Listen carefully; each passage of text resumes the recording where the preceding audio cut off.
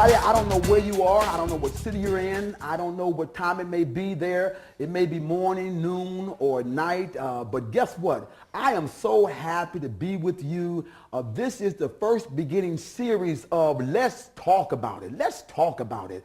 An outreach ministry of the In Touch for Christ Christian Center. Many of you know I'm a bishop, I'm a pastor, and everything that I do from the time I get up in the morning until the time I go to bed at night is to bring glory to God. You know, yesterday I went and I got my car washed. And it was dirty before I got to the car wash. I mean, it looked bad on the outside. Salt everywhere. Matter of fact, when I got in the car and out the car, I got salt on me. And many of you are getting your car washed, but there's something strange about a car. No matter how much gas you have in your car, when you wash that car, it looks like it drives better. It looks like it has a little bit more gas in the gas tank. And you really feel good about that car looking good on the outside. Am I right about that? Well, likewise, as a pastor and bishop, we in the Christian church, we refer to our bodies as temples of the Holy Spirit. And it's very important that we take care, not only the spiritual, come on somebody, but that we take care of the outward, how we feel about ourselves. And you can always tell if somebody's going through something. If somebody's broke, they may not get a haircut, or they may not get this done to their body. They may not look the best that they can.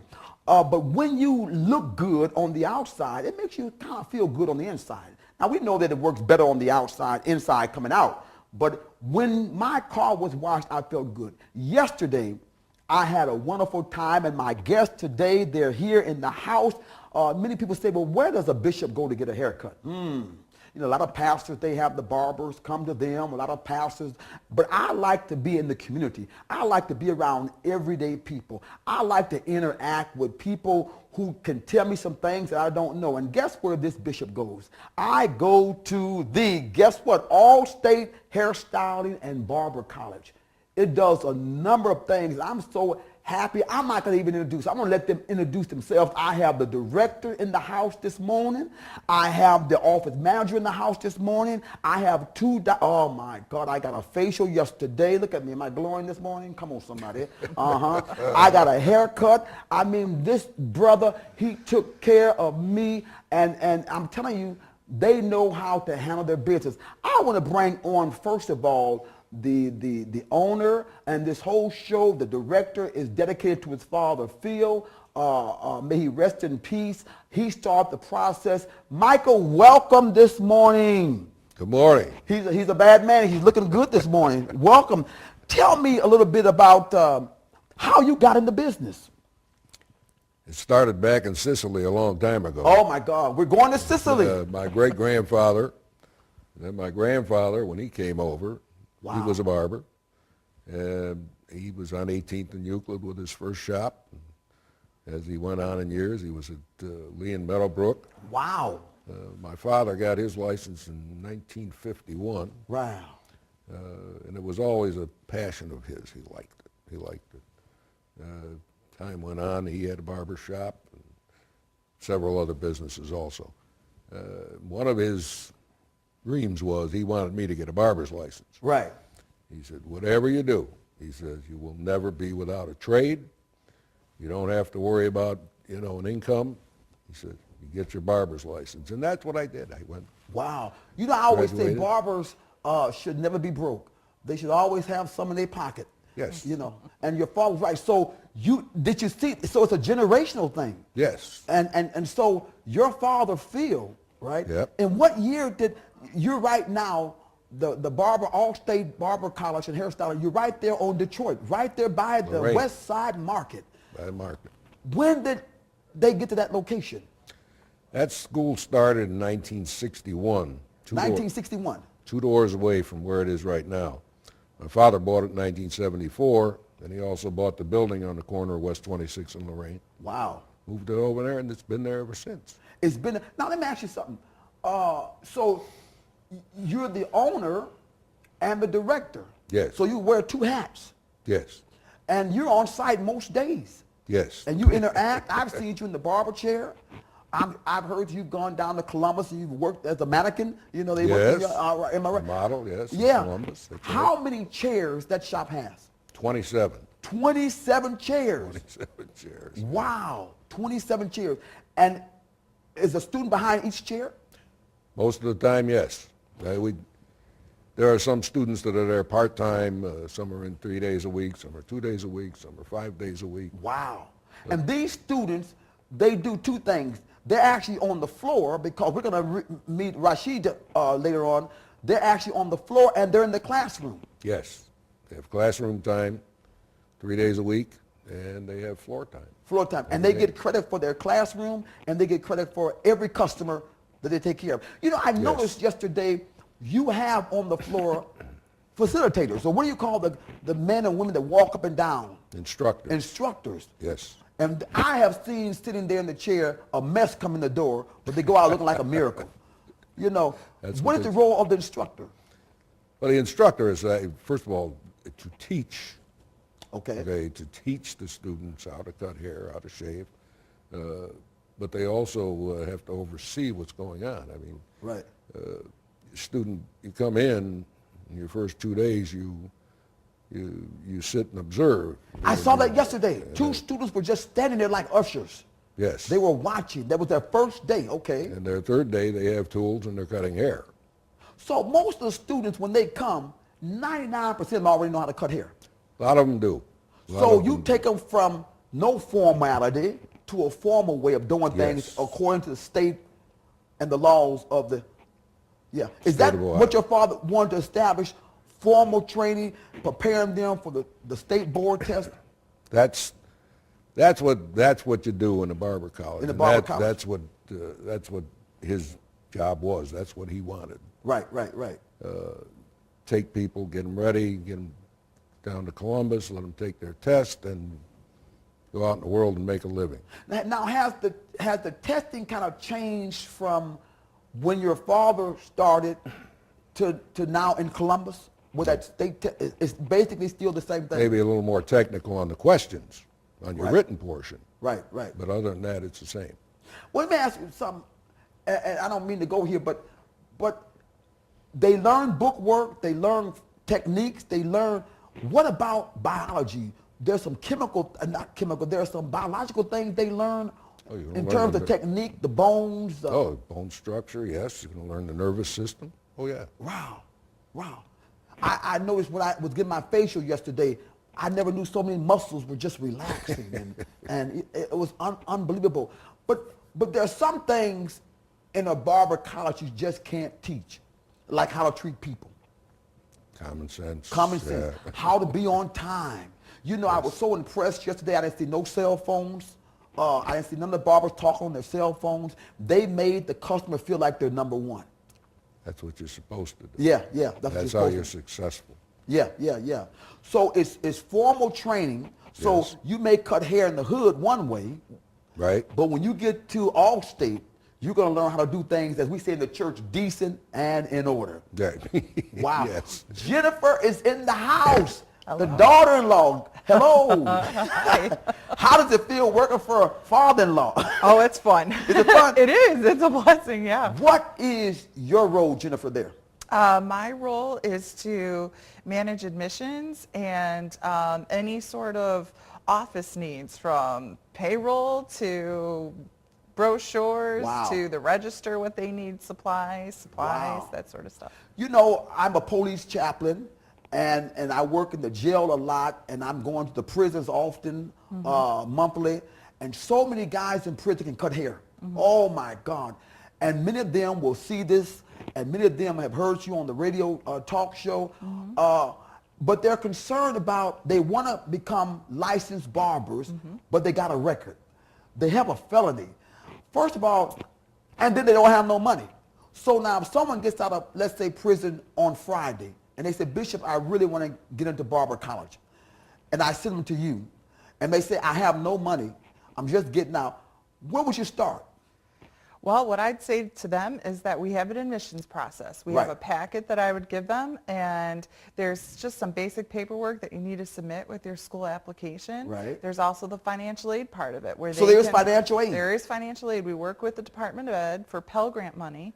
money you don't have to pay back. It's all income-based, how the department decides what you're available. Income-based. So income-based, so if they're not making nothing, You'll probably receive the full amount. wow, did y'all hear that? Hello, somebody. If you're not making nothing, you will most likely receive the full amount. Now, this individual has a felony. Let's say drug trafficking.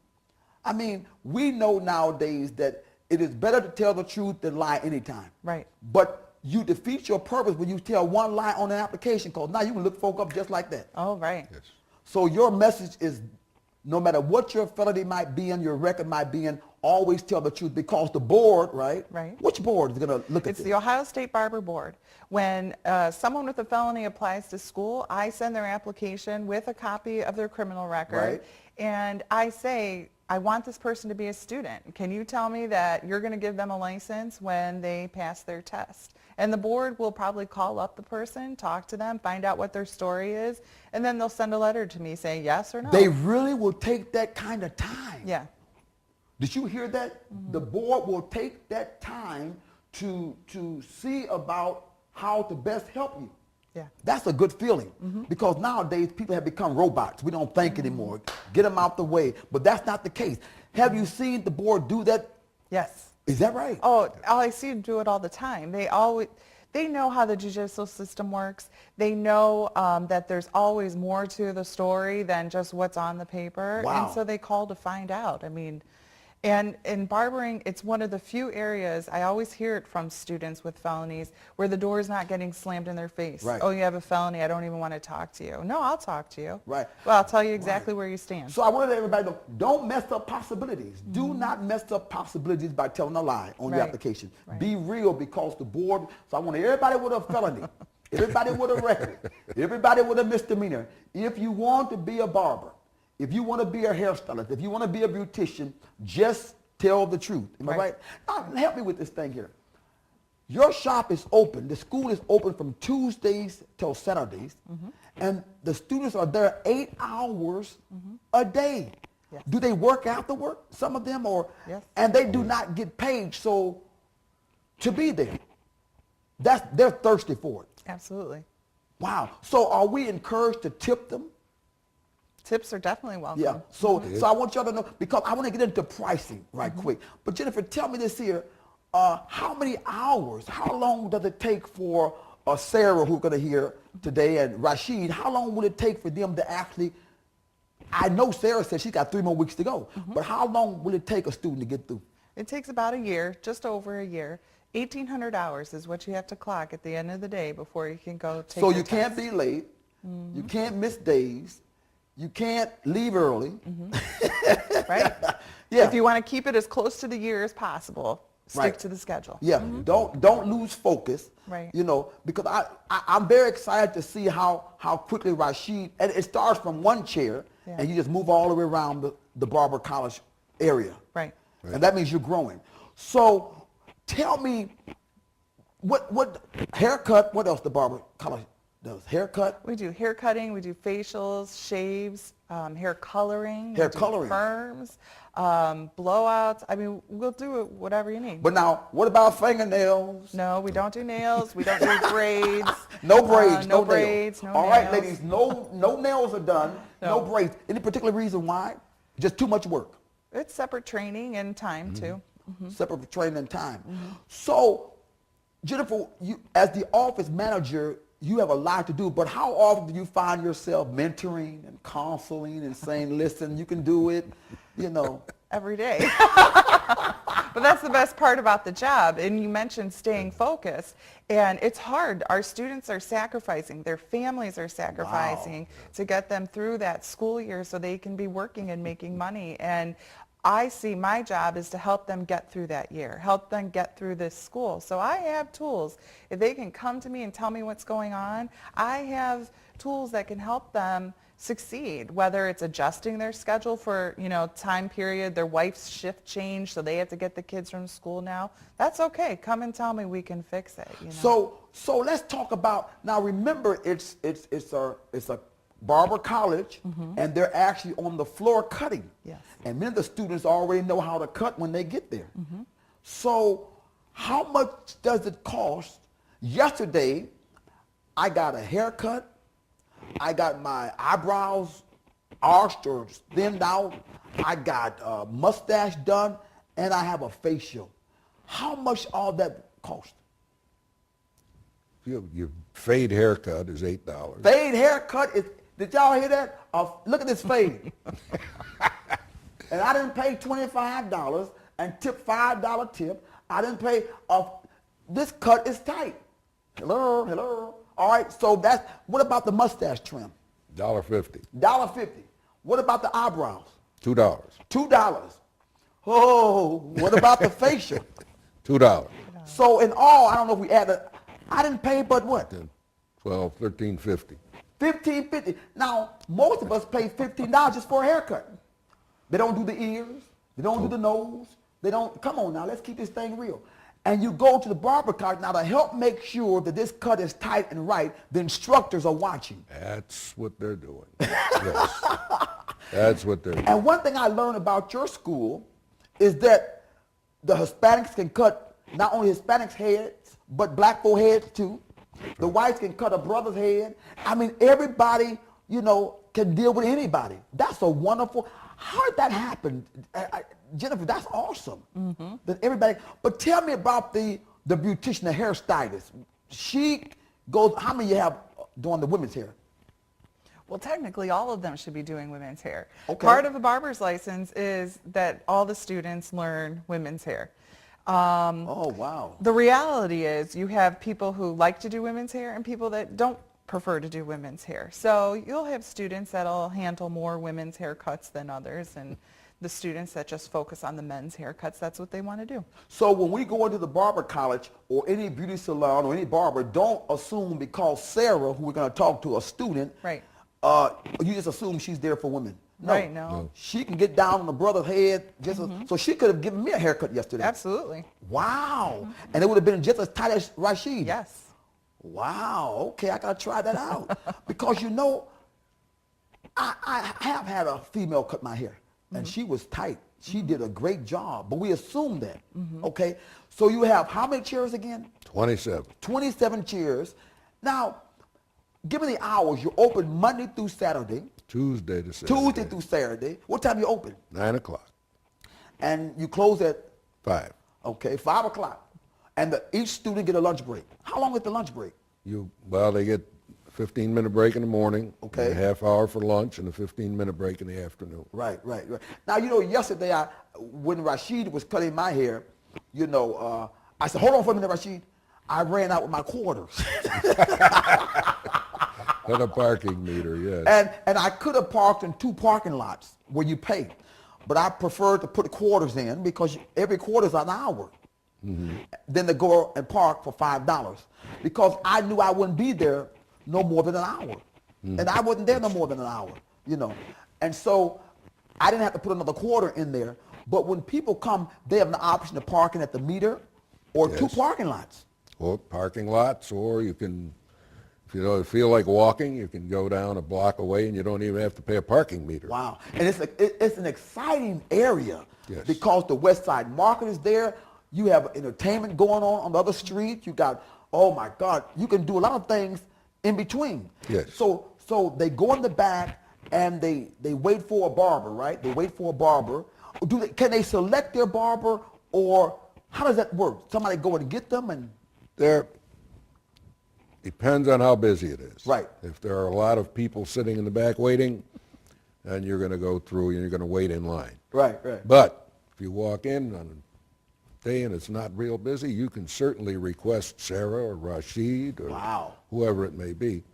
What I've learned, that it is best to have 5 barbers know how to cut your hair than wait on one. So back in the day when I came to the college, I had about 5 barbers that knew how to cut my hair. So that when I came back one week and they had already completed their hours and ready to take their test, I had another barber. But I know that most likely the way Rashid cut, I'm going back to Rashid. There you go. Yeah, Sarah going to leave, so that's how that is.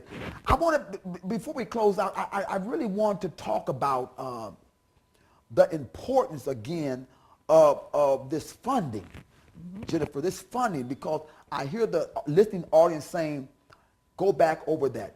So if I have a felony, but I don't want to put you on the spot. Are there some felonies that there's no way, shape, or form you're going to get in the door? Yes, right now, sex offenders, you're not going to pass. You won't get a license if you pass the test. This is the trick. Anyone could go to barber school. Anyone could take the test. It's whether or not the state's going to grant you a license. So we try to get that clarified all right up front. Oh, so let's go back what's again. going on. Anybody can come to the school. Right. Anybody can take the test. Right. But you can take the test and even pass the test, but The state could not the give state you a will license. say no. So if you're going to a barber school and they don't check your criminal record, you want that letter from the board saying that you are approved, because then you know the time and money you've invested is not going to be in vain. You're not going to get to the So end. you want to know up front. Right. That's how If all you're state wasting works. your time. Absolutely. Well, a minute, and you talk about this. I know that I'm seeing a lot of individuals who are at the county jail, and they've had sexual imposition. They did not know that this girl that they were talking to was 16 years old. She told them, I'm 18, I'm 20. And they find out later she's under 18. Now, they didn't do their homework, so they have to take responsibility for that. Right. So even with brothers who are incarcerated, serving time and getting out, will the board even look at that? Well, they'll look at it, but the courts have probably already taken that into consideration. And after so much time has passed, then you don't have to register as a sex offender anymore. Oh, so wow. I have a student that's interested in coming to school in a very similar situation. So I told him to come back to me once he no longer has to register as a sexual offender. Now, we talked about this before the show, and we talked about the time frame. So how long should one have to wait before they can actually do their application for admission after? If they want to apply, I say apply now. Right. Admissions, we enroll students starting every single month. We typically work about a year out. We have an admissions interview that students need to Okay, go through. okay. As students graduate, that opens up chairs. I can let people start. But as the year goes on, some students decide barbering, they move on. I've had to let students go because they're not coming to school, and that opens up a spot, and then we can get people in sooner too. So it's always evolving. Right. Let's say the date of conviction. Someone has a felony, and they got a felony in 2012 on the 13th, and they just got out of prison serving time. Would it start from the date of conviction or? Date of conviction. The date of conviction. Right. Could that be when the court have found you guilty? Yes. Okay. So from the date of conviction, you wait how many years? 5. 5 years. Depending on what the charge is. What the charge is. And if you serve those 5 years in prison, then when you get out on Monday, You'll be all right. you're cool. Right. I usually time it. If a student still has 2 years left in that 5-year period, and the board will figure out exactly when to the day that you are eligible to get your license. So I try to time it. So I would suggest to the student that they start school a year before then, because they could be in school, but that's the date they'll get their license. Gotcha. So that way they'll be doing something, they'll be going to school, and then once they test, their 5 years is up and they get their license, and there's no more extra waiting. Mike, I want to ask you this here. I know as a bishop, a pastor, if it wasn't for people, ministry would be much easier. Attitude, mood swings, bipolar, just take your medication. What's your biggest challenge as a... Take your medication. That's good. That's good. Personalities. You're always going to get personality clashes, okay? Be it with students, customers, whatever. Wow. And you try to keep that at a minimum. You know, you like to keep everybody even keel, and just keep a nice, happy attitude. But now, and I don't want to the sisters that take this wrong, the females, but your chairs are mostly men. So Yes. would men keep up more drama or less drama than the sisters? Did they take their medication? So your biggest challenge is just personality and clashes or a bad day or Yeah. who handles chronic lateness? They just late with an excuse. My dog died. The cat. Oh, I mean, what's the worst excuse you've heard? The worst? Yeah. Oh, I don't know. You could name it, and I probably heard it. But I think, we have policies in place to help people. You are allowed, 2 tardies a month. Manage it. It's about teaching time management. Right. Learn to manage it. So you get 2 tardies for the month. Know that you should not get a third, because then I'll have to suspend you for a week. Wow. And ahead of And time. you're always that's the bad coming. guy. I am. Wow. So besides running the office, you got to sit with students. What happened yesterday? Why you didn't show up or not call up that you wasn't going to show up? Isn't that time consuming? And Yes. then your father-in-law's got these things you must have done. Yes. So you have to work on the time management Yes. yep, that's right. with more unexpected things happening. Absolutely. Wow. Wow. So what's the worst scenario you've experienced of people being late or missing days? You know what? It boils down to communication. I tell students you need to communicate with me for it to work. Right. You're not going to tell me something I haven't heard or can't believe Right. or work with. Right. But you have to communicate with me so I can help you figure it out. Wow. We have covered so much. Remember what Bishop said, our bodies are temples of the Holy Spirit, and we must take care of the temple. We've had all-state hairstyling, barber college here in the house. We're going to come back to you, and we're going to talk to the students who go in there every day. One, she's going to be leaving out in 3 weeks, taking her exam in Columbus, Ohio. We're going to talk to Rashid, who cut my hair and took care of me. And we are going to learn firsthand from them what it means to be a student. How has the school helped them? Do they see their dream? Are they going to take everything that they've learned? Hopefully they've learned how to be on time, so that when they get their own shop, they will be on time. So often people go to barber shops and they're waiting on the barber. That's ridiculous. It is very important. I am so happy to have you both here. We've had a good time, and I want the listeners to know All-State Barber College is waiting on you to come and get your temple taken care of on the outside, that you might feel good about what's happening on the inside. We've had a good time this morning. We're going to come right back to you in the meantime. And in the meantime, look at your hair. Look in the mirror and see if you need a facial. And just check yourself out. If you think you need to get yourself together on the outside, you need to be going to All-State Hairstyling Barber College. And Jennifer, real quick, what's that website? www.allstatehairstyling.com. Okay, give me the phone number. 216-241-6684. 216. And we're going to come right back and bring on 2 students for part 2. I'll see you in a minute.